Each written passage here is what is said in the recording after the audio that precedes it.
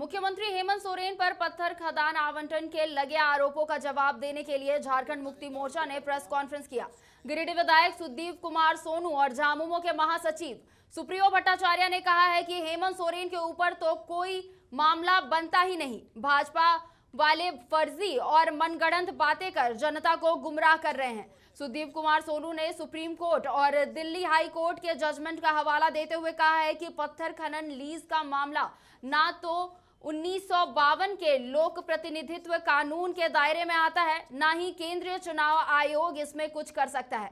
झामुमो का दावा था कि सरकार एकदम सुरक्षित है और 5 साल तक चलेगी। इसके साथ ही झामुमो नेताओं ने कहा है कि वे जल्द ही भाजपा के भ्रष्टाचार की पोल खोलेंगे। उसका फुल फॉर्म भी बता दीजिए। नहीं आता। तो आखिरकार मुख्यमंत्री हेमंत सोरेन पर पत्थर खदान आवंटन के लगे आरोप के जवाब में झारखंड मुक्ति मोर्चा ने एक प्रेस कॉन्फ्रेंस का आयोजन किया। इस प्रेस कॉन्फ्रेंस में आपको बता दें कि गिरिडीह विधायक सुदीप कुमार सोनू और झामुमो के महासचिव सुप्रियो भट्टाचार्य उपस्थित रहे। इस दौरान उन्होंने कई बात कहा और कहा है कि हेमंत सोरेन पर कोई मामला बनता ही नहीं है। भाजपा फर्जी और मनगढ़ंत बातें कर जनता को गुमराह कर रही है।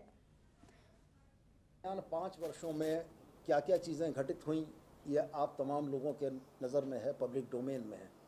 चाहे वो मामले मैनहर्ट के हों, चाहे वो मामले टॉफ़ी और बिस्किट और टी शर्ट के हों, चाहे वो अन्य मामले हों। बहुतेरे मामले ऐसे रहे जिन मामलों में निश्चित रूप से भी जांच की प्रक्रिया चल रही है और यदि मामले उभर कर सामने आए हैं तो उसका भी निश्चित रूप से आज नहीं कल समाधान होगा और जांच एजेंसियां उसमें अपना स्पष्ट मंतव्य देंगी। आपके माध्यम से एक और नया शब्द मैं आप लोगों के लिए बता देना चाहता हूं। ओफाज नाम सुना है आपने? सुना है? उसका फुल फॉर्म भी बता दीजिए। नहीं आता। Organic farming authority of Jharkhand, ये एक बड़ा नामालूम सा विभाग है, ओफाज। इस ओफाज में ऑर्गेनिक फार्मिंग करने के तौर तरीके झारखंड के किसानों को सिखाए जाते हैं, लेकिन अक्सर ऐसा भी हुआ है कि ऑर्गेनिक फार्मिंग किसानों के बजाय नेताओं की हो गई है। तो आने वाले दिनों में आप ओफाज को भी सुनेंगे और अच्छे तरीके से सुनेंगे। और इसी खबर पर ज्यादा जानकारी के लिए रुख करते हैं अपने सहयोगी पंकज प्रसून का, जो हमारे साथ न्यूज रूम से लाइव जुड़ चुके हैं। पंकज, क्या कुछ अहम रहा है इस प्रेस कॉन्फ्रेंस में?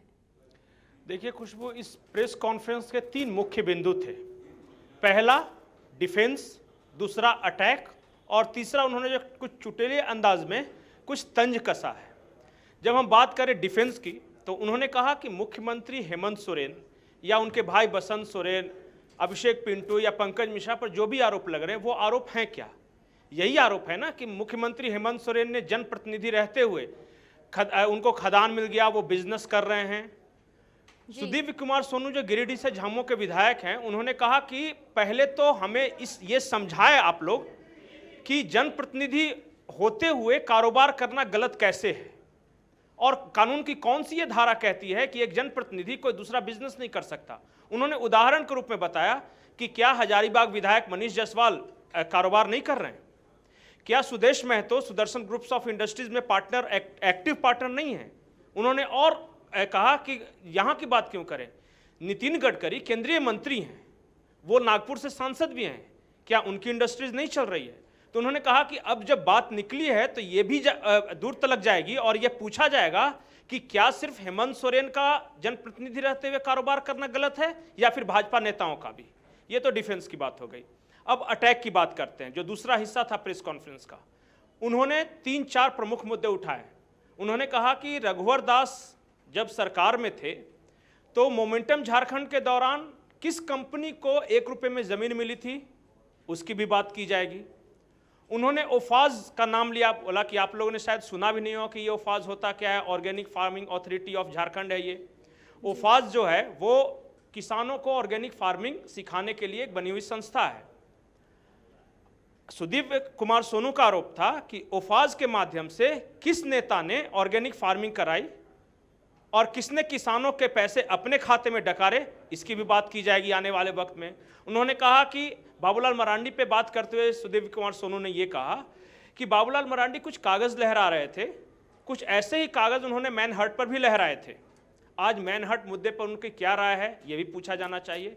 तो ये अटैक की बात होगी। और जो चुटीला अंदाज, ये मैं कर रहा हूँ कि इसलिए कि जब प्रेस कॉन्फ्रेंस का अंत हो रहा था तो सुप्रियो भट्टाचार्य जो झामुमो के महासचिव हैं, उनसे पूछा गया कि ये जो सारे मामले चल रहे हैं, क्या सरकार सचमुच चली जाएगी? तो उन्होंने कहा कि रोते हुए बच्चों को टॉफ़ी दिलाई जाती है, 1 रुपये में टी शर्ट दिलाया जाता है, लेकिन सरकारें नहीं जाती। न पहले की सरकार गई है, न इस बार की सरकार जाएगी। जी पंकज जी, यहाँ पर एक और बड़ा आरोप लगाया है झामुमो ने भाजपा पर कि भाजपा जो है वो लोगों को गुमराह कर रही है। आपने डिफेंस और अटैक की तो बात की, इस पर आप क्या कहेंगे? बिल्कुल, जब ये झारखंड मुक्ति मोर्चा का प्रेस कॉन्फ्रेंस चल रहा था तो उन्होंने कहा कि आजकल झारखंड में फोटोकॉपी करने वाले दुकानों का कारोबार बढ़ गया है। उन्होंने कहा कि कुछ लोग ऐसे हैं भाजपा से जुड़े हुए, वो 20-25 पन्नों का 20-25 सेट बनवाते हैं जेरोक्स दुकानों से और अलग अलग पत्रकारों को बांटते हैं, ये कहते हुए कि ये सबूत हैं हेमंत सोरेन सरकार के खिलाफ। बोले कि ऐसे सरकारें थोड़ी जाती हैं। उन्होंने ये भी कहा कि ठीक है, कुछ नेता बेरोजगार हुए थे, कुछ नेताओं को सीएम बनने की चाह है। सुदीप कुमार सोनू ने तो साफ साफ कहा कि ये लड़ाई हेमंत सोरेन के साथ है या रघुवर दास, अर्जुन मुंडा और बाबूलाल मरांडी के बीच है, क्योंकि बाबूलाल मरांडी को शायद लग रहा होगा कि इस तरह के आरोप लगाने से वो सीएम बन सकते हैं, शायद रघुवर दास को ये लग रहा हो कि वो सीएम बन सकते हैं। उन्होंने कहा कि आज तो सुनने में आया कि अर्जुन मुंडा जो केंद्रीय मंत्री हैं, उन्होंने भी कुछ तंज किया है। तो उन्होंने कहा कि दरअसल ये भाजपा की लड़ाई है जो हेमंत सोरेन के बहाने आपस में लड़ी जा रही है। जी पंकज, यहाँ पर सूत्रों के हवाले से ये भी खबर सामने आई है कि 4 बजे भाजपा भी प्रेस कॉन्फ्रेंस करेगी, उसमें क्या कुछ अहम सुनने या देखने को मिल सकता है? जी, कुछ भाजपा की प्रेस कॉन्फ्रेंस किन मुद्दों को लेकर है, अभी तक इस बारे में खुलासा नहीं हो सका है। करीब 4-4:30 बजे जो पार्टी के प्रवक्ता हैं प्रफुल्ल शाहदेव, वो प्रेस कॉन्फ्रेंस करेंगे और ऐसी उम्मीद है कि झारखंड मुक्ति मोर्चा ने जो आरोप लगाए हैं उसका वो जवाब भी देंगे। दूसरी बड़ी बात कि एक और मुद्दा है जो राज्य में चल रहा है, वो है बिजली और पानी का मुद्दा। इस मुद्दे पर भी प्रेस कॉन्फ्रेंस की जा सकती है, लेकिन इसकी संभावना बेहद कम है कि कोई बड़ा खुलासा इस प्रेस कॉन्फ्रेंस में होगा, क्योंकि जब भी भाजपा की ओर से बड़े खुलासे किए जाते हैं तो कोई बड़ा नेता करता है। इसके लिए पार्टी प्रवक्ता अभी तक सामने नहीं आए हैं। हाँ, वो फॉलोअप जरूर करते हैं। और इस पूरे मामले पर कांग्रेस का क्या कहना है? क्योंकि बीते दिन भी राजेश ठाकुर जो कि प्रदेश अध्यक्ष है, उन्होंने एक प्रेस कॉन्फ्रेंस किया था और उसमें उन्होंने कहा था कि झामुमो के साथ कांग्रेस है। जी बिल्कुल, राजेश ठाकुर हो या फिर झारखंड कांग्रेस का कोई भी नेता, आज ही इरफान अंसारी के साथ भी समाचार प्लस की बातचीत हुई है। उन्होंने कहा है कि कांग्रेस पूरी तरह इस मामले में हेमंत सोरेन के साथ है और झारखंड मुक्ति मोर्चा के साथ है। उन्होंने कहा कि सिर्फ ऐसा नहीं है कि सिर्फ झारखंड में यह साजिश चल रही है। राजेश ठाकुर ने तो यह भी कहा कि तमाम वैसे राज्य जहां गैर भाजपा दलों की सरकारें चल रही है, उसे किसी न किसी तरह डिस्टेबलाइज करने की साजिशें रची जा रही है।